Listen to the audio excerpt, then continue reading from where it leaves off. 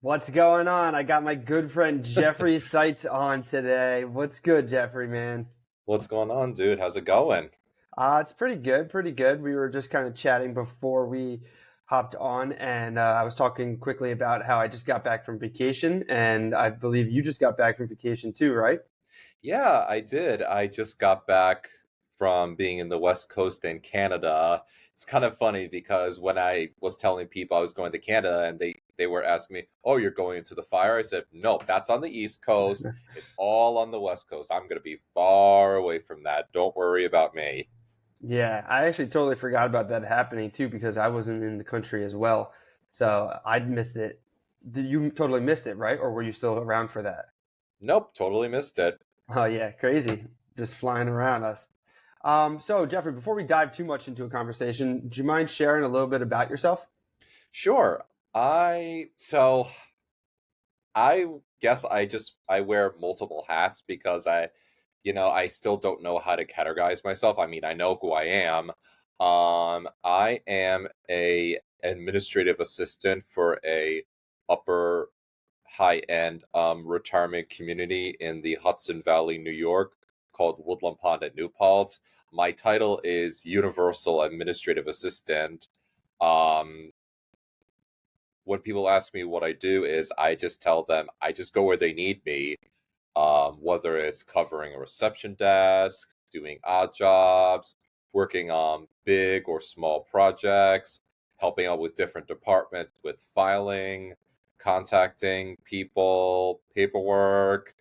I'm just all over the place, so every day can be a pattern or something just completely different. So you're Um, like literally a jack of all trades.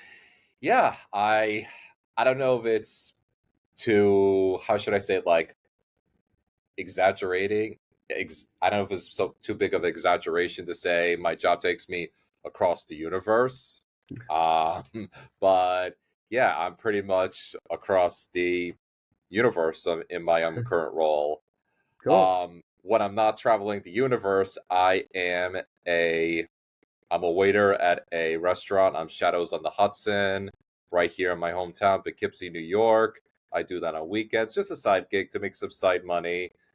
And in addition to that, I am a musician. I play the piano for a couple of churches in my area. And all on top of that, I am a writer and a amateur wrestling fan. So I'm not lying when I say I wear many hats. Yeah. Like I said before, jack of all trades. You know the saying with that is jack of all. I think it's jack of all trades, master, or yeah, jack of all trades, master of none, or something like that. But you actually are a master. I know you've got your master's degree, right? Could you share about what you got your degree in? Sure. I graduated in the spring of 2020 during the height of COVID. It was very anticlimactic. I graduated with my master's in English from SUNY New Paltz. Um, it was definitely a dark time, but I can confidently say it's been one of my biggest accomplishments so far. Even though it was Yeah, very anticlimactic. I mean, when I graduated, I didn't know whether to jump for joy or bawl my eyes out. I just spent the whole time just focusing on my thesis. My thesis was focusing on my favorite author, Madeline. She's well known for Wrinkle in Time, but I focused on other books in the series. I believe it's called the Time Quintet. It varies because some people believe there are 5 books, 4 books. Um, yeah, it was the focus on her time quintet. I'm sorry, I'm not the best with numbers, but it totally was, cool. but yeah, it my thesis was focusing specifically on her novels, and to go into a little bit of details, it was a focus on how divine beings are represented in unorthodox ways throughout her novel. Because it was that I decided to focus on her writings because it was those books were the ones that really got me into reading and Mm. um just giving me that passion to read, and also and eventually gr- growing that desire to become a writer myself. Oh, perfect. That was going to be my next question. Was going to be like where along the because you're a storyteller and writer yourself, and I was just going to ask like where it originated. So when was the first time you read one of their books? So I was introduced to Madeline Langle, A Wrinkle in Time, through an audiobook. I was homeschooled all the way through 12th grade, and during lunchtime my mom would usually play a audiobook Hmm. for me and my brothers, and it was always a book. And I'm not sure what led her to the decision, but she just started to play this audiobook A Wrinkle in Time, and I don't know what it was, Rob, but I was hooked. I was hooked. It was not because of the it was a combination of things. It was the author's voice, which I found to be very comforting, wise, just very unique and distinct, and just a story.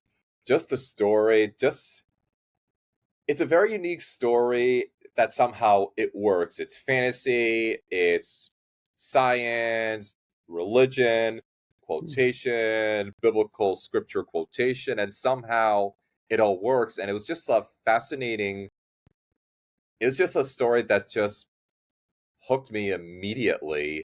As bizarre, as crazy as it is. And as I started to study her life and her writings, as I was in preparation for doing my thesis, it just gave me such a deeper appreciation. And I still wish to this day that I could have met her. She's been dead since 2007. Mm. I still wish that she was still around so I can thank her for the impact she's had on my life. Have you tried looking up and reaching out to her family, maybe? I actually met her granddaughter. What's her name? I went to a conference that in 2019. It was a conference called Walking on Water, which was a focus on her life and her influence, and Mhm. her granddaughter. Uh, I can't think of her name at the moment. I know it's gonna hit back. I know it's gonna come back to me as soon as we're done talking. But she was there. She was the curator for this event, and in 2019, that November, it was her 100th.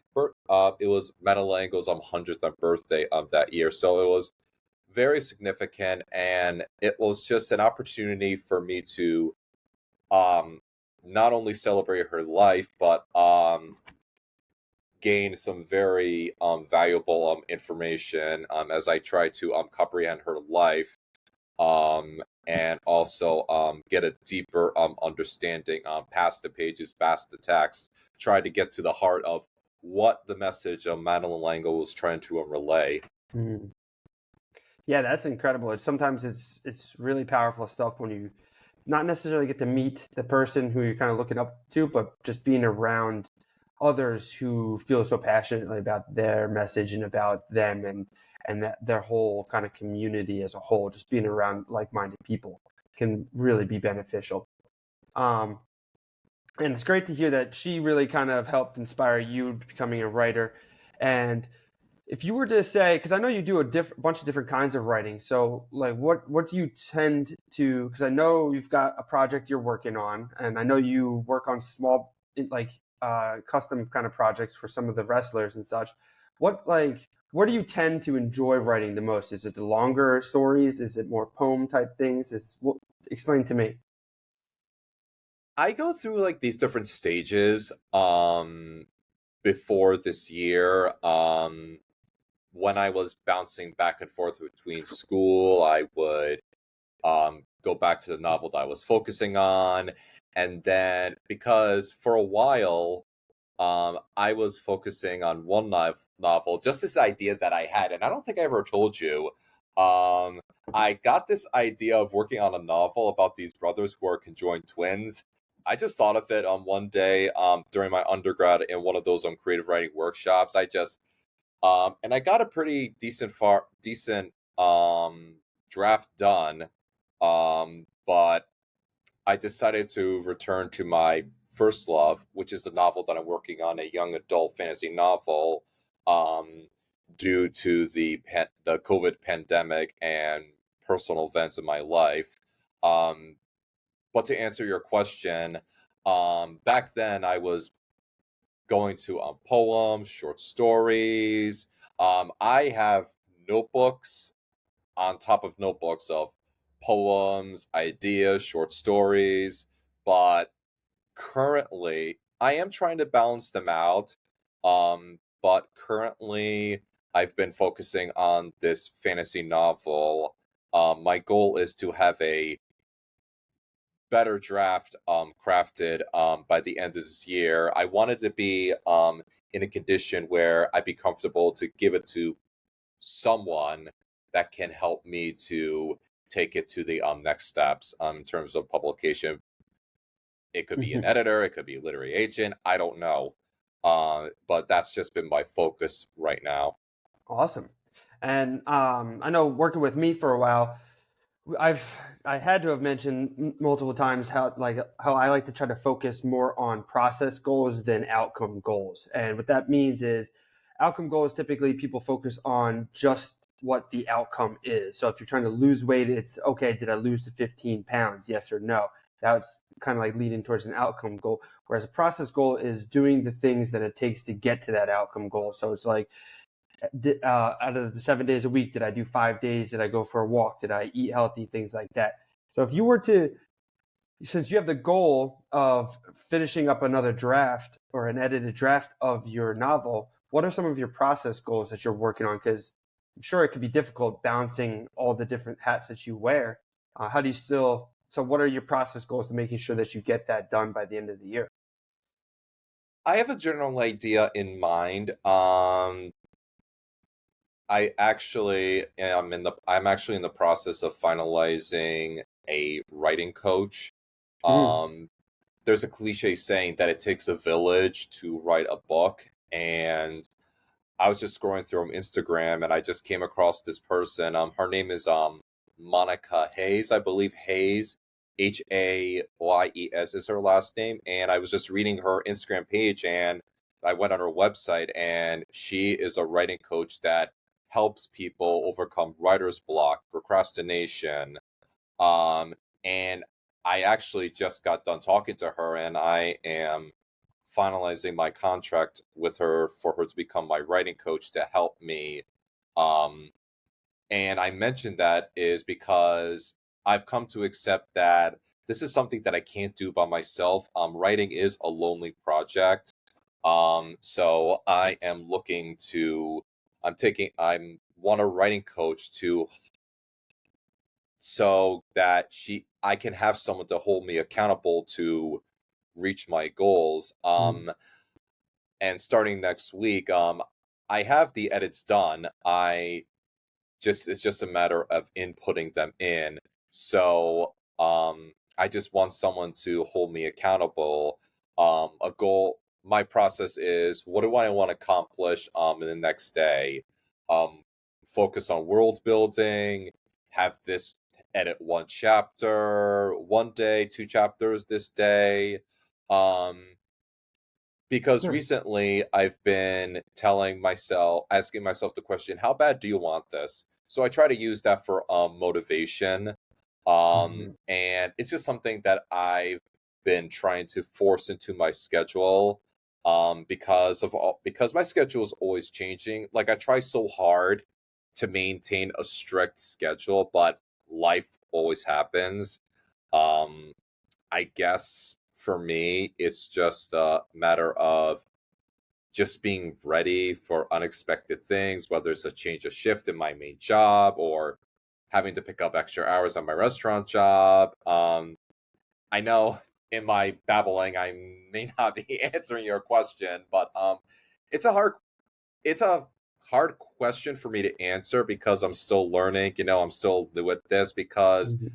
2023 is a year where I want to make this year different. It's something that I want to get more serious about, being a writer. Hmm. Like I said, I've been asking myself my question: how much longer do you want this? How much longer are you going to tell people you're a writer and not an author? Like, I feel that I've wasted too much time, and I just feel like I just been making up for lost time. Hmm. Yeah, a couple of things huge you said there. So to me, the easy process there is just sounds like you're just dedicating, trying to get the daily work in needed for the book. So just day after day, just dedicating a little bit of time. Then you can check it off on your checklist, and boom, I had worked on it. And you add up all those check marks day after day after day, and eventually, the book will be finished. So that's pretty cool that you're working like that. And then another huge thing is the hiring of a coach or mentor. I mean, I'm huge. I'm wearing my Art of Coaching shirt right now. So Brett Is Bartholomew that was one brand of. new? Yeah, I just got it recently from one of the workshops that I had gone to. I invest heavily in myself. So I go to a lot of workshops. I go to a lot of different seminars and conferences. I have multiple coaches. So I have like a business specific coach. I have a personal branding strategist. Our mutual friend Brandon is also one of my coaches. So I spend a lot of money on bettering myself so that I can become the better version of myself, so that I can help others become better versions of themselves. Exactly, because I told myself if I want to be better as a writer, then I need to start investing in myself, start spending money, step outside your comfort zone. Because for the longest time, I told myself I can do this. I just need to trust in myself, just follow my heart. But then I've realized that with the upcoming challenges presented to me, I told myself, okay, I I can't do this by myself. I need help because a lot of my friends and are not writers, and there's just people who do understand but don't understand the science, a Hmm, lack for a better word, of being a writer and what that process truly is. interesting. Um, what do you mean by that? The science of writing. I don't even know. I'm sure there are other writers who can define it more specifically. Hmm. But being being a writer, um, being a writer is a very complex process. I mean, there's some people would. It's a very broad concept. Just um, I mean, some people would argue there's a difference between a writer creating and an author is someone that has created something. I'm sure there's a Hmm. better definition. For example, I was listening to our buddy John from Walk to Wealth, and I Hmm. forget the name of the guest he was interviewing, but his guest mentioned about how he was talking on the borderline on the difference between a writer and an author. And he said that when you're an author, you have something published, and therefore you can gain some type of respect.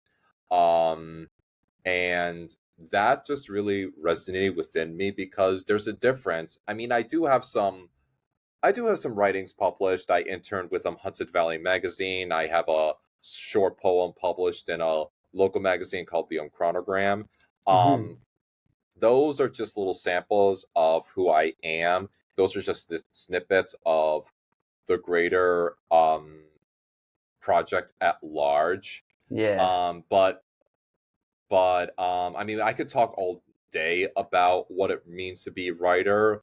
And being a writer pertains to art because you're creating. And someone once yeah. told me that art introduces us to us. Hmm. Um, That's art exactly help what I was just going to say. I was going to say it kind of sounds like I have no idea what the correct definition or terminology is, but what it sounds like you're saying is when you label yourself as a writer, you're writing, but you're writing for yourself. The audience is you, and when you're an author, the audience is else. So you're writing for others. Does that sound like an accurate representation of what you're trying to get to? pretty much. Like I said, Rob, there's just a million definitions of what it means to be a writer, and I don't know if this helps. I'm just looking over at a quote that I have on my wall from Madeline herself.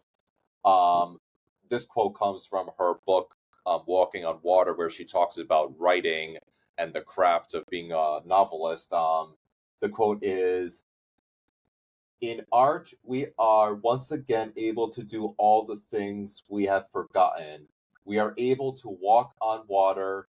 We speak to the angels who call us. We we move unfettered among the stars.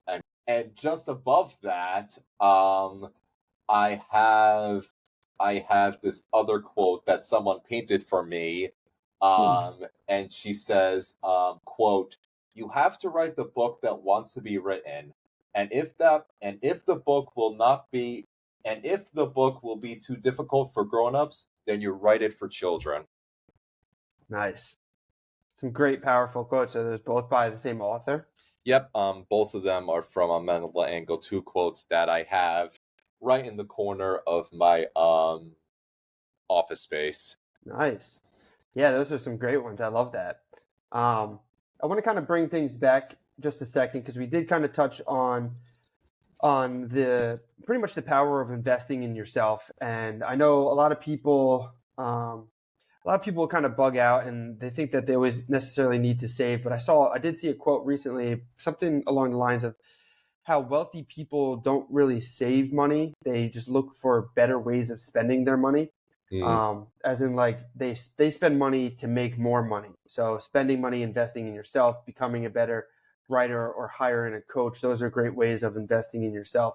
And we also kind of touched um, on having a coach and the importance of that, and how your forgive me, I keep forgetting. I don't know how to say her name. The author that inspired you, Marie Madeline Langle. Madeline Langle. Okay. So she's like a mentor, role model type figure for yourself too. And I feel like it's great to always, one, be true and authentic to yourself, but it's best to find people that you resonate with, so then you can model after them. Not necessarily try to mimic them and be exactly like them, but use a lot of the information and things that they've created to kind of craft your own art. Are there other authors that you aspire to be like? I do. Being a fantasy writer, of course, you got to mention C.S. Lewis. Um, his Chronicles of Narnia. There's just nothing like it. I always get so emotional. Just thinking about and just talking about The Lion, Witch, the Wardrobe. Such incredible story, such powerful imagery and symbolism pertaining to the Christian faith. And of course, how can you go wrong with bringing along the side J.R.R. Tolkien, Lord of the Rings? You can't go wrong with that. And I mean, I'm looking at my bookshelf. Just trying to mention some other names. There was a writer that I grew up reading, Brian Davis. He wrote a lot of fantasy books pertaining to dragons. Um, J.K. Nice. Rowling, Harry Potter. Oh yeah, big fan. You can't go wrong with that. Oh gosh. Nice. I mean, that's a I pretty just solid list of authors there. So yeah, yeah, just yeah. Apart from the forefathers and mothers of fantasy writing, I do have a couple of other authors because I like to find new authors to read. I'm always looking for new stuff and new things to read for sure. so we understand that you like to consume a lot of fiction books, and you're a fan of amateur wrestling and such like that. So tell me a little bit about the wrestling world and such like that. Is that something, I know you like to go to different shows and things like that, right? Yeah, I do. Cool. Do you ever see yourself ever getting to a spot where you would want to participate in any of the kind of wrestling events and things like that? Wow. I mean, C.S. Lewis. said that you are never too old to start a dream. I would say at this point, at this stage of my life, I don't see myself being a wrestler. I see myself being more engaged and being more connected in the wrestling community. Um, because wrestling was something that has always fascinated me. Um, to make a long story short of how I got into wrestling was um, there's a verse in the Bible from the book of Ephesians, and in that verse, um, the verse says that for we wrestle not against flesh and blood, but against powers, but against principalities, against the rulers of darkness of this present world. And the author, who was the Apostle Paul, was saying that in preparation of describing the armor of God. Whenever I read that verse, for we wrestle not, and of course the word wrestle does change in Mhm. because that's just from the King James Version. It does vary in different translations. And whenever I read that verse and whenever I said the word wrestle, I just got this unsettling feeling. Like, you ever get that feeling where you just see something disturbing or that something just makes you uncomfortable? Yeah. I got uncomfortable because I understood enough about the wrestling world that, it's just very during that time I understand, it's just like very violent, very action packed. Women were constantly being sexualized.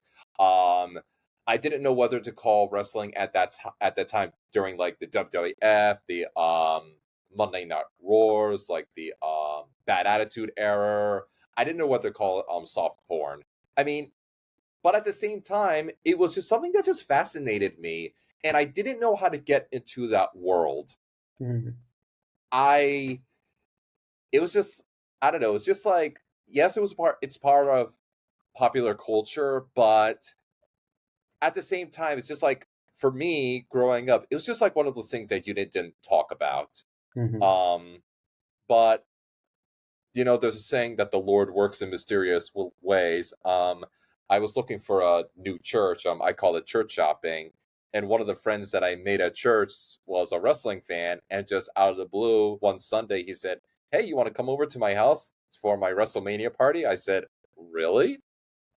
And so I told my parents, "Hey, I'm seeing my buddy, and it's a WWE in like WrestleMania party," and they say, "Okay, sure," and the rest is history. There you go. Um, I, I actually attended my first WWE show, right in Connecticut, right in the heart of Connecticut, in just before COVID happened. hmm. Um, but going, but moving on, um, the biggest thing that really got me into wrestling was I started to follow certain wrestlers on social media, and there was this one wrestler that I started to follow, Ethan Page, who's currently Mhm. on All Elite Wrestling (AEW), and I started videos on his YouTube page. I noticed that he had a option for people to send in fan mail, so I decide, thinking that this was like some kind of Dear Abby feature on his YouTube page. I wrote him a letter, gave him my business card that I made when I was 18, and I decided to include a poem about wrestling, something that I wrote in community college. Um, couple weeks goes by, and I came across and I saw that he posted a fan unboxing video. I'm watching the video, and he said, "Okay, we got a letter right here," and he pulls up the letter, and it's the letter that I sent him. He starts reading the letter, and he said, "Oh, there's a poem here. You can actually go on YouTube and see it." But in that video, Rob, he creates a video, and in that video, it's Ethan Page reading my poem, and it's probably one of the worst poems I ever written. I'm just looking at that video, just baffled, stunned, aghast. I'm just like, well, I was like, can I curse on this? Yeah, you can say whatever you want to say. Are you like effing for real? I'll just leave it at that because I might get in trouble for that. And ever since then, it wasn't until years late. I was just so aghast, Rob, that it wasn't until like years later that I started to show certain people of that video because I was just so stunned. I Mm, was so stunned that someone was willing to create a video while reading one of the worst poems I ever written. So from that day on, he just became my favorite wrestler, and I was fortunate enough to finally meet him at a meet and greet and just tell him, I'm that that poem that you read, I'm the poet.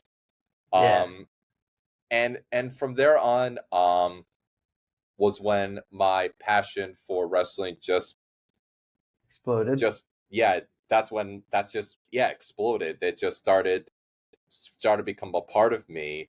And from there on, I've been attending wrestling shows, both WWE, AEW. It's not that I have a Mhm. favorite company or promotion. I just like it all. I find myself going more to independent shows, and recently, I've been getting involved with the setups Mhm. for these events. I now know how a wrestling ring is constructed, and just early on in June, I was able to help at this promotion called Spartan Championship Wrestling, and I had the privilege of helping with the music, the music that each wrestler comes out to, and I Yeah, got to ring the bell. that's pretty awesome. That's incredible stuff. That's also like a super powerful story. I remember the first time when you were telling me about it and you had sent me the link to the YouTube, I could just tell that it was a powerful moment for you in your life and just being associated with that. And to relate that back to kind of the topic of the show about surviving the side hustle and such, what that screams to me is just how powerful sense of community is. So like you really got involved because you were going basically church shopping, and Yeah, you landed on one church, you met one person, they invited you, you went to one party, that led to something else, and that led down the road, and it just shows you like the power of community and surrounding yourself with great people. And absolutely. I know that's something that I'm always constantly trying to do is making sure that I'm surrounding myself with other plus ones, as like our mutual friend Brandon always talks about, surrounding yourself with more plus ones, and then that creates a more positive world. And I absolutely love that. That's just totally awesome there. Um, and so I know I want to kind of get back a little bit into where we're going with with your writing and things like that. I wanted to ask, what's your main goal with writing? Is it just the one novel that you're kind of working on, or do you dream yourself to one day have multiple novels? Or are you just gonna try to tinker back and forth between just writing some poems, some short stories, and an occasional novel? Like what does it look like for you? I mean, to be quite selfish, I don't to be quite selfish, I do have dreams of becoming a New York Times bestselling author.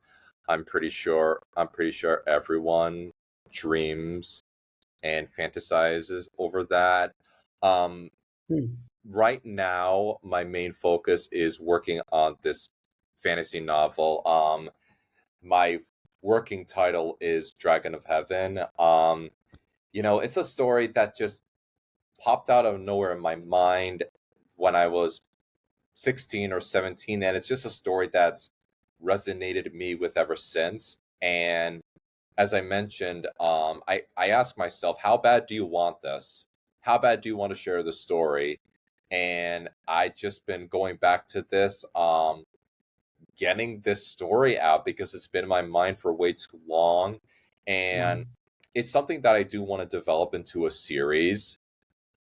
So I've been Cool. thinking, um, I struggle with thinking too far in advance in the series. I mean, you kind of have to because you gotta follow a specific pattern. You gotta honor the story, or it's just gonna flop.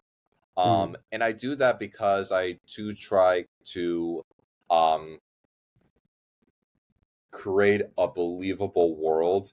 When I was working on my thesis, I used Tolkien's essay on fairy stories, and he talked a lot about making a believable world using the suspension of disbelief, crafting a fantasy world that you can ensnare, nah, that you can just you can just in rapture just you can just grasp the reader's attention, making a Mhm. believable world. But I do struggle with, oh, I want to work on this poem. Oh, I want to work on this essay. Oh, I want to work on this short story. How am I going to build my portfolio? Um, I do struggle with balancing my schedule because, as I mentioned, my every week my schedule is different between all the side gigs that I do. But working on Dragon of Heaven is starting to become my primary focus at this stage of my life and my building of my brand. Mhm. So, since we were just talking a second ago about community and kind of support too, what is your? Do you have like a support community essentially for your writing, like other writers who kind of like get together? Like, are you a part of any kind of groups or anything like that, or is it just you and I believe you said her name was Monica, the woman that you're going to start working with? Currently, so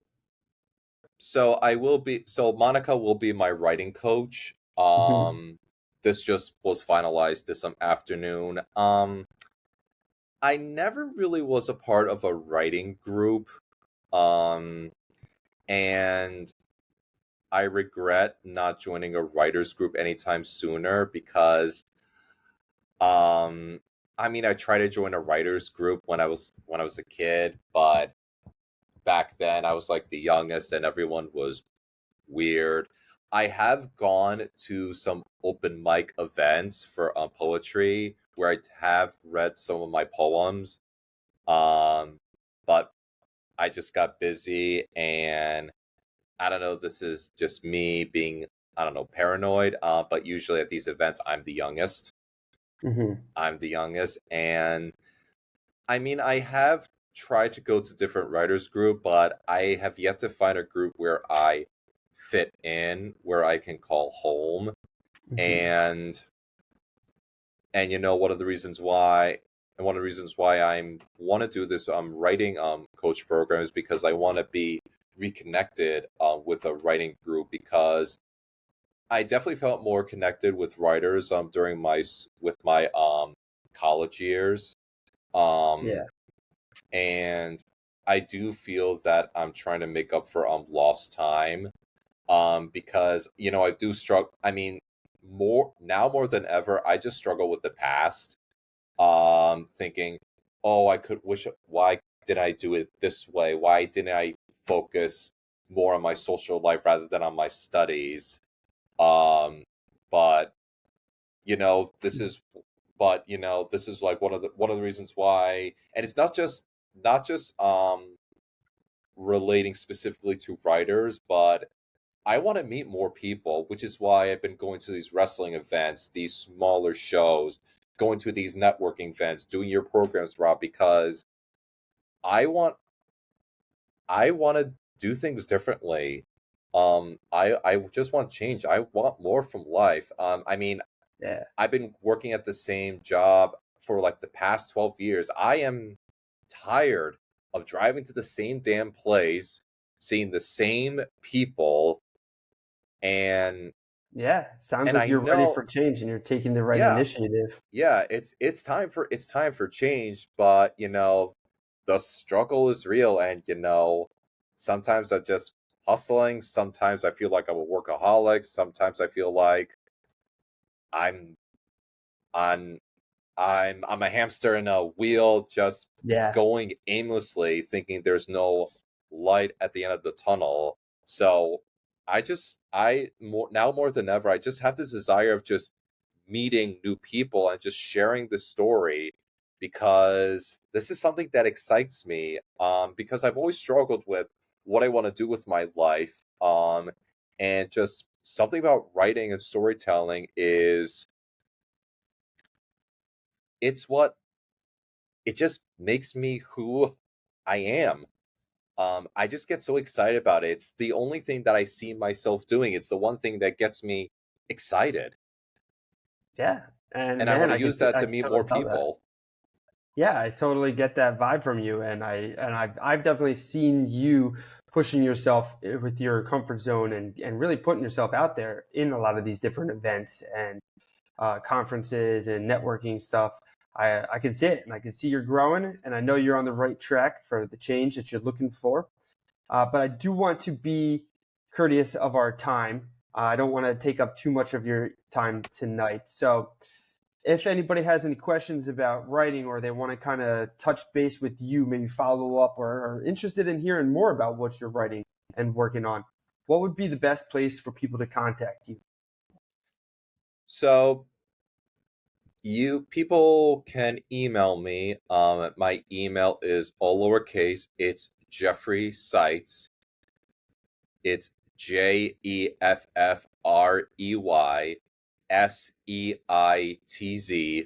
119 at gmail.com.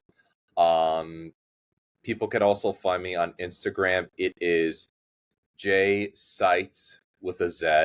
I'm not the most social media savvy, but that's where I am. That's where I keep a presence as I try to connect with more people. Instagram is one way I find out about all of these wrestling events, but that's where people can find me. Very cool. And just as a quick recap, today we kind of talked on a bunch of different things. For example, how important it is to invest in yourself and making sure that you're always bettering. Finding a mentor or a coach, someone to look up to, so you can role model your life, not necessarily copy them, but mimic them in a way so that you can get your own kind of take on things. And then also you touched a lot on community and just how important it is to be surrounded with a lot of people that are putting you in the right shoes. I know myself and a lot of friends that I've introduced you to are kind of pushing you to get out to more networking events and stuff like that too, just as I've gone, and I have plenty of friends who push me to become better in my coaching business and be better of a public speaker. Really powerful things to surround yourself with a lot of influential people and just getting in these rooms, because you never know who you might meet at these different events and even just walking down the street. And with that, I want to kind of leave us with giving you the last word. Jeffrey, man, I know you're like one of the kings of side hustles. You got 100 different things going on at once. You're still working on your writing, you're crafting your skill. What would be, if you were to able to boil it all down to just one major word of advice to an entrepreneur or someone so that they can survive the side hustle, what would it be that you would recommend or say to them? As cliche as it sounds, I would say keep the faith. Just keep the faith. In this process of trying to build my own brand as a writer, trying to put myself out there. Um, one, I wonder. I struggle a lot with what the future holds. There's a lot of uncertainty going on in my life, and I've just come to terms to accept to just keep the faith and trust God, trust the Lord, lean not on your own understanding, because I look back on my life on events that's happened, and I've realized that those were things that I would not have been able to do within my own human strength, because just I just got to keep the faith. I could talk more, but of course time is precious. But I've just learned to accept to keep the faith, even though I've been tempted to just do it in my own strength. Sometimes it's God's time that's better than my time, and I I asked myself, okay, God, what's next? What are you trying to do here? It's just been keeping the faith has just been like one of the most painful and yet most precious moments for me in my life. I love that, man. Beautifully said there. I appreciate all that you do, showing up all the time to the different events and things that I'm going to. And I appreciate so much for taking the time to carve out your evening tonight and sit down and chat with me and my audience. And I really appreciate it. And we'll have to have you back soon. Sound good, dude? Sounds like a plan, bro. All right, man. Thank you so much for chatting with me. I'll talk soon. Bye. Talk to you later, buddy.